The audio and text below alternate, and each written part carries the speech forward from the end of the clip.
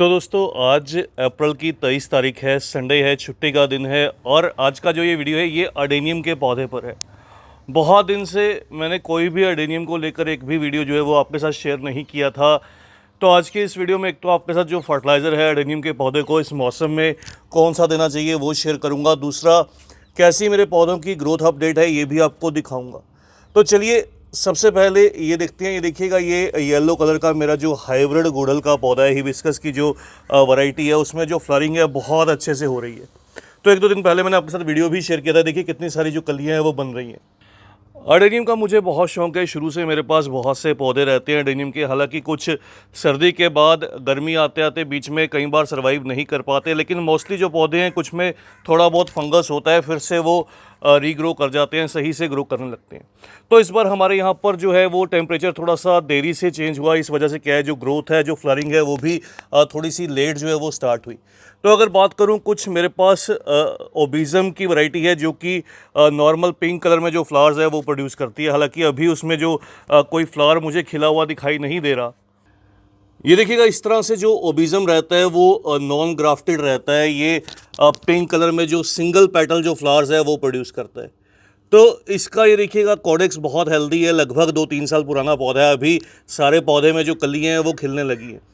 और कुछ रोज़ी वैरायटीज़ हैं जो कि ओबिज़म के ऊपर ही जो है वो ग्राफ्ट की जाती हैं। अगर आपको दिखाऊं, कुछ कुछ कह लीजिए ओबिज़म में जो फ्लावर है इस तरह से खिलता है, लेकिन एक्चुअल में क्या है, इसका ये जो मल्टी पेटल प्लांट है, लेकिन इसमें क्या है, अभी जो पेटल्स हैं वो प्रॉपर खिले नहीं थे। ये देखिएगा डी शेप हो गया ये फ्लावर। ये क्या रीज़न रहता है ये भी शेयर करूँगा। ये देखिएगा यहाँ पर भी जो है कि ये पिंक कलर का फ्लावर है, शायद ये प्रॉपर ना खिल पाए, ये डी शेप हो जाए। कई बार होता है ऐसा कि पौधे के जो फ्लावर खिलते हैं वो डी शेप रहते हैं, वो प्रॉपर शेप में निकल कर नहीं आते। तो दूसरी वैरायटी है ये रोज़ी वैरायटी। जैसे मैं आपको बता रहा हूँ, रोज़ी में देखिएगा ये डबल पेटल है, इसमें ट्रिपल पेटल भी रहता है। इस तरह से कुछ ट्रिपल पेटल रहता है। अब ट्रिपल में क्या है, ये सिंगल सबसे आगे, ये देखिएगा ये दूसरा और ये तीसरी लेयर। तो 3 लेयर रहती है, इसलिए इसको ट्रिपल पेटल कहा जाता है, जिसमें 2 लेयर रहती है। यहाँ पर देखिएगा ये 2 लेयर है, तो ये डबल है। तो इस तरह से रहता है, ये सिंगल हो जाता है जब ये प्रॉपर अभी शेप में नहीं है, इसलिए इसको सिंगल में काउंट करते हैं। ये सिंगल पेटल है, एक लेयर है, ये डबल पेटल है और ये ट्रिपल पेटल है, इस तरह से। तो बहुत से आजकल कलर रहते हैं। इसके अलावा इस तरह से ये जो आप देख रहे हैं ये अरेबिकम की वैरायटीज़ हैं। तो अरेबिकम में बहुत सी अरेबिकम के अंडर जो वैरायटीज़ हैं अब बनने लगी हैं। बहुत सी पॉलिनेट कराकर कह लीजिए कि डिफरेंट डिफरेंट जो वैरायटीज़ हैं वो रेडी कर दी हैं। तो अरेबिकम में क्या रहता है, कुछ वैरायटीज़ हाइब्रिड रहती हैं, कुछ जो है वो थोड़ी सी लंबी हाइट में जाती हैं, कुछ छोटी हाइट में रहती हैं, और कुछ में जो फ्लावर्स हैं वो इस तरह से बहुत ज़्यादा क्वांटिटी में भर कर आते हैं, कुछ में थोड़े कम रहते हैं, कभी कभार फ्लावरिंग करती हैं। तो इस तरह से मिक्स वैरायटीज़ रहती हैं सभी चीज़ों के अंदर। हालांकि आजकल बहुत से गार्डनर्स हैं जो वो अरेबिकम को भी जो है वो ग्राफ्ट करने लगे हैं। बहुत सी तरह की अलग अलग जो वैरायटीज़ हैं अरेबिकम की वो भी ग्राफ्ट की जाती हैं। तो इस तरह से देखिएगा, ये अरेबिकम में जो खासियत रहती है मेनली अगर आपको बताऊं, इसका जो कॉडेक्स है वो थोड़ा मैच्योर या मोटे कॉडेक्स में डेवलप करता है। तो मेरे पास अरेबिकम के बहुत से पौधे हैं। इसके अलावा इन पौधों की कटिंग्स भी लग जाती हैं। बहुत से कमेंट्स रहते हैं कटिंग सर्वाइव करती है नहीं करती। आप किसी भी वैरायटी की जो कटिंग है वो इजीली ग्रो कर सकते हैं। देखिएगा ये कटिंग का रिजल्ट है जो मैंने लास्ट ईयर ग्रो की थी। अभी देखिए इसमें फूल आने लगे हैं। लास्ट ईयर भी इसने जो है वो भरकर फूल दिए थे। हालांकि कॉडेक्स तो वैसा डेवलप नहीं होता, लेकिन फूल अच्छे देता है। और ये एक अरेबिकम है जो कि सीड ग्रोन है, इसको बीज से ग्रो किया गया था। लेकिन क्या हुआ कि इसके ऊपर का जो ये पार्ट है ये वाला रोट हो गया था, गल गया था। इस वजह से इसकी जो ट्रिमिंग है, जो कटिंग है वो करनी पड़ी। तो कटिंग के बाद अब इसमें मल्टी जो ब्रांचेज हैं वो निकल कर आने लगी हैं। इस तरह से छोटा सा ये पौधा है, थोड़ा सा मोटा सा इसका जो कॉडेक्स है वो डेवलप हो जाएगा।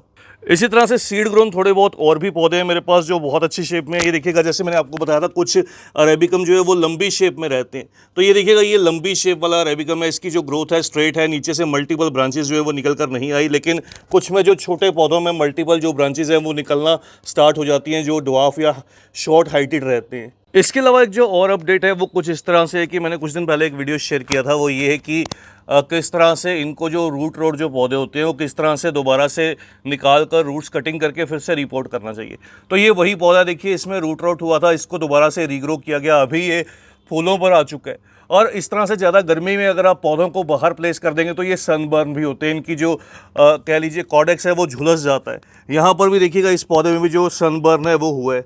तो इस तरह से ये प्रॉब्लम निकल कर आती है। ज़्यादा गर्मी के मौसम में इनको सेमी शेड या फिर ग्रीन नेट के नीचे रखना जो है वो सही रहता है। इधर एक ये पौधा दिखाता हूँ, ये देखिएगा इसमें भी रूट रोट हुआ था। रूट रोट के बाद इसको जो है वो ट्रिम करके मैंने रीग्रो किया, दोबारा से इसको नई मिट्टी में जो है वो लगा दिया। अभी इसमें भी जो फूल हैं वो ऊपर की साइड से निकलना स्टार्ट हो चुकी है। तो मिट्टी पर ऑलरेडी मेरी वीडियो अवेलेबल है, किस तरह से इनकी पॉटिंग मिक्स या पॉटिंग सॉइल जो है वो रेडी करनी चाहिए। अगर आपने नहीं देखा उसका जो लिंक है वो डिस्क्रिप्शन में दे दूंगा, वहाँ से वो वीडियो देख लीजिएगा। और किस तरह से रूट ट्रिमिंग की जाती है वो भी वीडियो का जो लिंक है वो डिस्क्रिप्शन में दे दूंगा। चलिए अब बात करते हैं खास फर्टिलाइज़र के बारे में। तो अभी इस मौसम में खासतौर पर जब गर्मी चलने लगी है तो इस मौसम में इन पौधों को क्या फर्टिलाइज़र देना जो है वो बेहतर रहता है। फर्टिलाइज़र के तौर पर कहना चाहूँगा, देखिए जब भी आप इन पौधों की रिपोर्टिंग करते हैं तो मिट्टी के अंदर एक बड़ा चम्मच जो है वो बॉर्न मिल का या फिर कुछ दाने डीएपी के मिलाकर इन पौधों को जो है वो रिपोर्ट करना सही रहता है। इन पौधों को जो फॉस्फोरस है वो बहुत पसंद रहता है अपनी फ्लावरिंग के लिए। और मल्टीपल जो ब्रांचेज हैं वो भी जल्दी से निकल कर आती हैं। देखिएगा अगर आप इस पौधे में भी देखिए बहुत सी जो मल्टीपल ब्रांचेज हैं वो निकल कर आई। हालांकि इस साल मैंने इस पौधे की जो ट्रिमिंग या कटिंग है वो नहीं की थी। लेकिन अभी के लिए क्या है, अभी इन पौधों को क्या मैं फीड करने वाला हूँ, ये देखिएगा इस तरह से इन पौधों को जो है वो 05234 जो NPK 05234 रहता है, जिसमें फॉस्फोरस और पोटेशियम अवेलेबल रहता है, केवल वो फीड करूँगा। वो इन पौधों के लिए बहुत सफिशिएंट रहता है। तो आप इस तरह से इस फर्टिलाइज़र को ईजिली सीड शॉप से मिल जाता है। हर 15 से 20 दिन में सुबह सुबह के समय या शाम के समय जो है वो इन पौधों को फीड कीजिएगा तो आपको रिजल्ट बहुत अच्छा मिलेगा। पौधे बहुत अच्छे से फ्लरिंग भी करेंगे और जो मल्टीपल ब्रांचेस हैं उनको भी डेवलप करेंगे। तो दोस्तों आज की इस छोटी सी वीडियो में इतना ही। जल्द ही मिलते हैं किसी और नए टॉपिक के साथ, किसी और नई वीडियो के साथ। तब तक के लिए bye, happy gardening, take care.